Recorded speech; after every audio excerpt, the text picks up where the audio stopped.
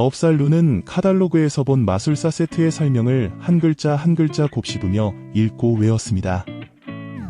세상 무엇보다도 그게 갖고 싶었죠.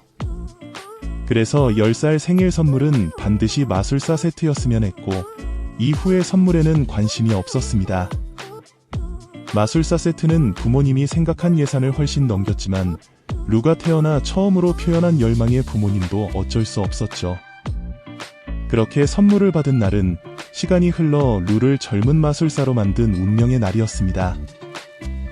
부모님으로부터 독립한 루는 가난했습니다. 물론 마술 공연도 많지 않았습니다. 루는 아르바이트로 공사장, 심부름 등 이곳저곳을 방황하며 여러 일들을 했고, 마술 연습도 게을리하지 않았습니다. 공연은 때때로 할 수 있었기에 그는 꿈을 위해 노동하는 힘들어도 행복한 사람이었습니다. 반면 텔리에게는 인생의 확신이랄까, 삶을 묵묵히 받아들이는 자세가 있었습니다.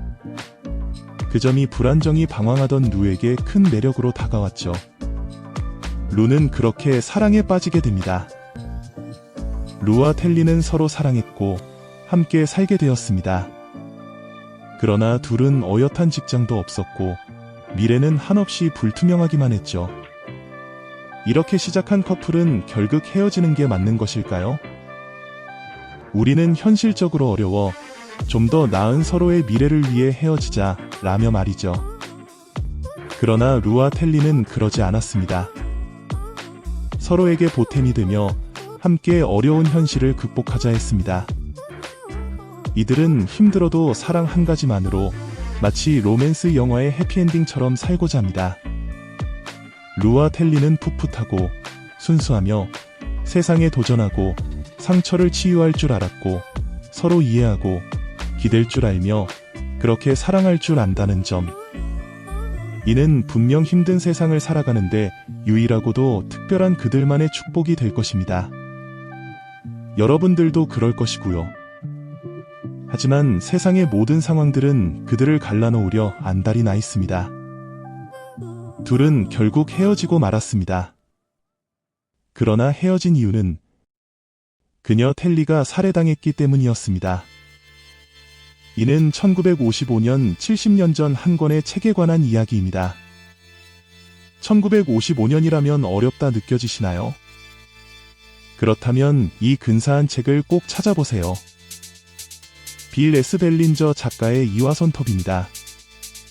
처음 글은 원작 이화손톱을 각색한 것입니다. 스포일러 없이 출판사 제공 자료를 활용합니다. 이화손톱은 서스펜스의 마술사라 불리는 빌 S. 벨린저의 대표작입니다. 기교파라고도 불리는 벨린저의 이야기 구성 솜씨는 독자들의 호기심과 긴장감을 마지막까지 끌고 가는 힘을 가지고 있죠. 그런데 이 책이 1955년작이라 했죠? 셜록 홈즈 같은 옛스러운 분위기라면? 하고 꺼리실 수도 있겠네요. 그러나 이 책은 전혀 그렇지 않습니다. 그 이유는 바로 최내연이라는 번역가의 센스 있게 동시대성을 반영한 문체에 있습니다. 제가 읽은 작품도 2008년 판입니다.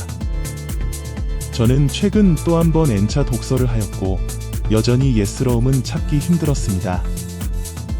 이와 손톱, 더 투스 앤드 네일, 이란, 전력을 다해, 필사적으로, 있는 힘을 다해라는 수거입니다.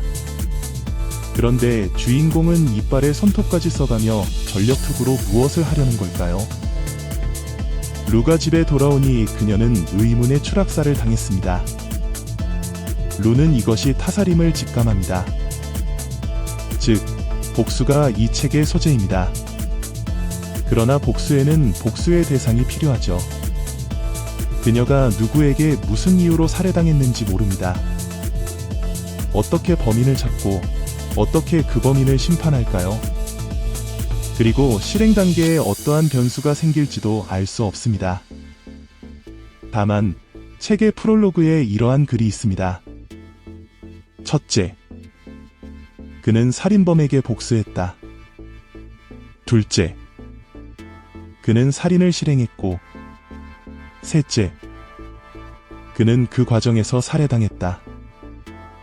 특히 저는 이와 손톱의 구조가 정말 마음에 들었는데요. 주인공의 복수 파트와 법정 파트로 나뉘며 두 개의 스토리가 교차 서술로 진행됩니다. 그중 앞에 소개한 내용이 주인공의 드라마와 같은 활약극이라면 한편에서는 법정 스릴러가 펼쳐집니다. 루의 복수 파트는 로맨스 소설의 감흥을 주는 것 같습니다. 루와 텔리의 만남, 검소한 삶, 가난 속에서 서로를 위하고 아끼는 모습은 텔리의 죽음에서 더없이 큰 아픔을 느끼게 합니다. 스릴러에서 죽음은 필연적임에도 많이 안타깝다는 기분이 듭니다. 반면 법정 파트는 초반 주요 인물의 자세한 신상 정보를 생략하고 있습니다. 그러나 변호사와 검사의 증거와 지적인 싸움 자체가 재미있습니다. 이 두 개의 파트는 서로 독립적인 재미를 지닙니다.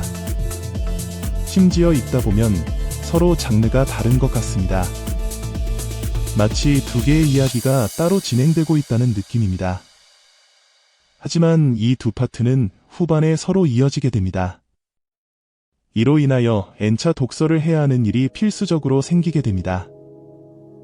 잠깐, 여기서 이 책을 사야 하는 이유를 추가해보죠. 책의 재미를 1에서 10으로 둔다면 보통 책들의 서두는 1에서 2로 시작합니다. 세계관 설명으로 시작되는 빌드업 구간이니까요. 그런데 이 책은 전개부터 7, 8의 재미가 겹겹이 쌓입니다.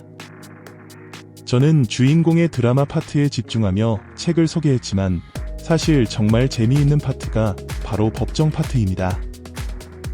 주인공의 파트는 서스펜스적 재미를 주고 법정 파트는 지적 재미를 줍니다.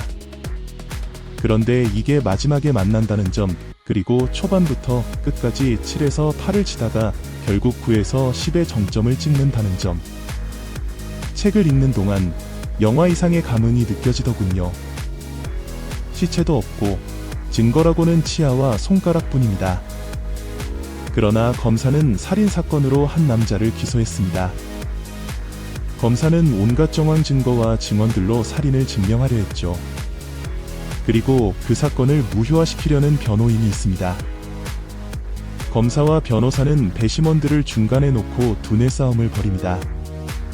그리고 그 사이에서 갈등하는 배심원들처럼 읽고 있는 자신의 손에도 땀이 배어있게 될 것입니다.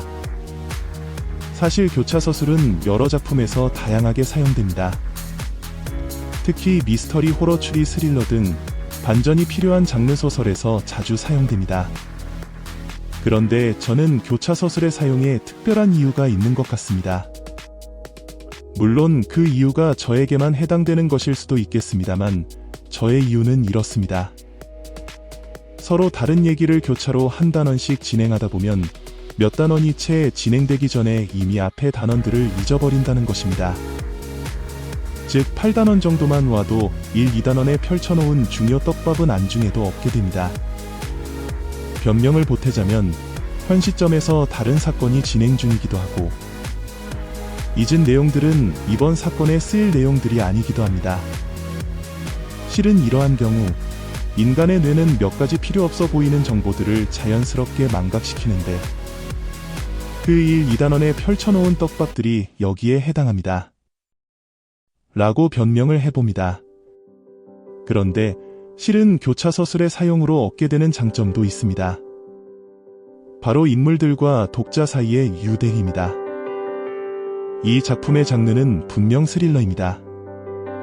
그러나 저는 앞서 소개한 두 주인공의 이야기가 무엇보다 마음에 와닿더군요. 한편 텔리의 행동에는 몇몇 수상적인 일들도 있었습니다. 그리고 텔리는 그 이유를 루에게 털어놓았죠. 텔리는 루에게 그 무엇도 숨기고 싶은 생각이 없었거든요. 루의 생각도 텔리와 통했습니다. 텔리에게 어려운 일이 닥치고 그녀가 살며 실수 한두 번 한다고 해서 루는 그녀와 헤어질 사람이 아니었습니다. 루의 삶을 통째로 뒤흔든 사건과 앞으로 시행하게 될 복수의 과정, 그리고 이와 손톱이라는 제목에 걸맞은 루의 사력을 다하는 치밀한 계획. 세상은 이 젊은 커플들을 도와줄 리 없으며 지금부터는 루 혼자의 힘으로 살아가야 합니다.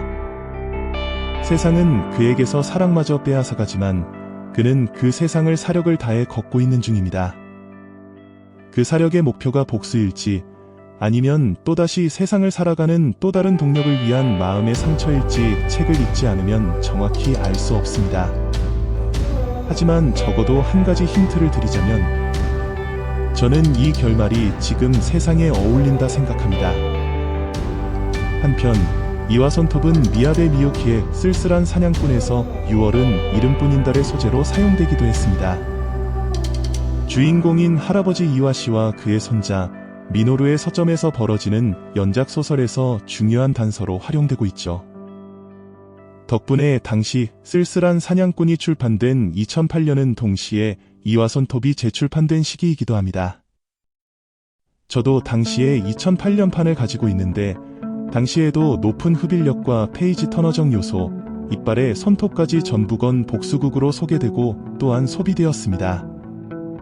두툼한 종이, 그리고 128mm에 188mm의 반영은 한 손에 잡히는 크기입니다. 핸드백 크기에 알맞게 들어가는 크기죠. 저는 2008년판을 읽고 소개했지만 2017년에 한 번 더 출판이 되었었습니다. 같은 크기, 같은 두께의 책은 제가 추천하는 또 하나의 걸작, 서미의 작가님의 당신의 별이 사라지던 밤이 있으며 우라사와 나오키의 몬스터나 혹은 슬램덩크 같은 핸드북 형태의 코믹스 단행본도 같은 크기입니다. 그런데 이 책은 약 280쪽입니다. 이 스펙을 알려드리는 이유는 초반부부터 중반부까지 한숨에 그리고 흥미를 더하며 최종장까지 단숨에 그래서 N차 독서가 부담스럽지 않기 때문입니다. 1회차에 2시간 좀 넘게 걸리며 2회차는 법정 파트만 1시간 이내에 읽어낼 수 있을 것입니다. 무엇보다 초반 한두 단원만 지나도 페이지는 저절로 넘어가게 됩니다. 지난해 넷플릭스에 올라온 톰 행크스 주연의 오토라는 남자는 프레드릭 베크만의 소설 오베라는 남자가 원작입니다. 이 책도 교차 서술이며 스티븐 킹에 가장 근접하다는 평을 받고 있는 작가 C.J. 튜더의 초크맨도 교차 서술입니다. 그런데 이들의 차이가 있습니다. 오베라는 남자는 주인공의 과거와 현재가 교차 서술됩니다. 같은 타임라인 안에서 주인공의 과거에 무슨 일이 있었는지, 그래서 현재의 캐릭터가 되었고 이 사건들을 겪고 있다는 것으로 이어지게 됩니다. 한 명의 사람, 그리고 과거부터 현재로 이어지는 한 가지 타임라인이 존재합니다. 초크맨에서는 주인공과 친구들의 어린 시절과 현재가 교차 서술됩니다. 과거 친구들의 이야기가 이어지고 같은 장소에서 현재 벌어지고 있는 사건들로 이어집니다.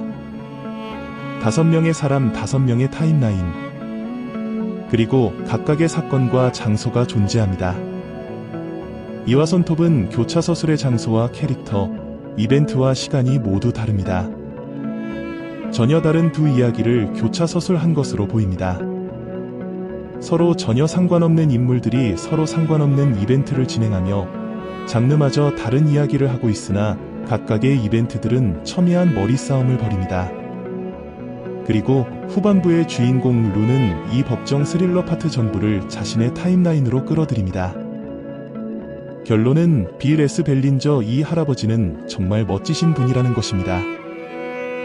독서는 만인이 권장합니다. 하지만 현실에서 책은 팔리지 않습니다. 경기가 어려워지면 가장 먼저 감소하는 것이 문화생활 비용이랍니다. 월간 급여 500 이상은 50%가 독서를 하지만 300 이하는 20%만이 독서를 하고 있다는 통계는 가계의 수입이 적을수록 독서의 기회도 줄어들고 있다는 의미를 전합니다. 그러나 OTT 게임 스포츠는 그 파이를 늘려가고 있습니다. 혹시 문화생활 비용 중 책 소비는 경기가 어려워져서 줄어든 것이 아니라 그 비용이 책에서 OTT 게임 스포츠로 옮겨간 것은 아닐까요? 그렇다면 독서는 경기와 상관없이 다른 문화 컨텐츠에 밀렸다 볼 수 있습니다.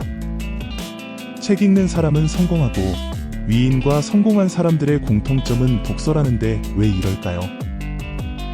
혹시 매해 연초 책 판매 순위에서 보여지듯 그러한 책들만 잘 팔리는 시대인 걸까요? 책 읽는 모습과 그 보여지는 의미가 조금 고상해진 것 같습니다. 메트로 미술관에서 작품 감상하듯 고작 10몇 초 동안만 읽으면 안 되는 이유가 있을까요? 아니면 넷플릭스에서 뭐 볼까 고민하듯 책 소개를 1분 영상으로 만들어서 줄거리와 함께 풀어놓는 구독 플랫폼은요?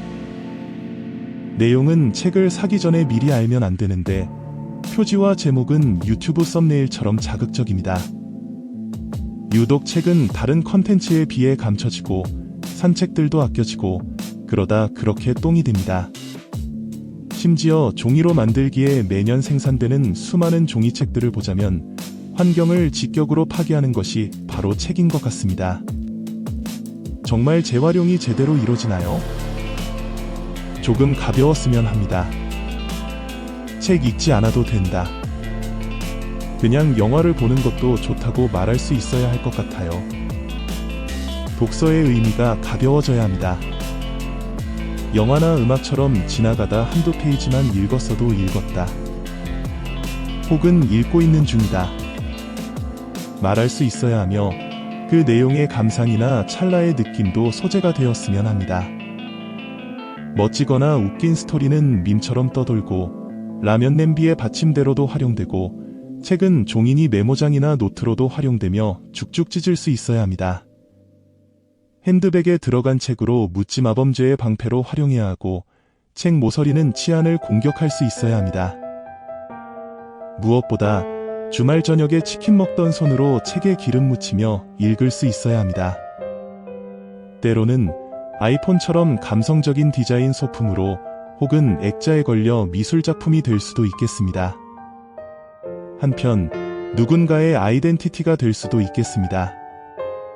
읽은 사람은 날 이해할 수 있다거나 안 읽었다면 나만의 비밀이 되어 SNS에 카톡의 메인컷이 되거나 하는 식으로요. 또한 누군가의 마음을 이해하기 위한 선물이자 마음을 표현할 수 있는 선물이 될 수도 있습니다. 이 책도 그럴 수 있습니다. 심지어 이 책은 중고서적만 있고 절판되어 희소성 있고 최상급이 5,000원쯤 하거든요. 저는 오히려 1,000원 상당의 2008년판을 권장합니다. 노랗게 파란 종이가 표지와 잘 어울립니다.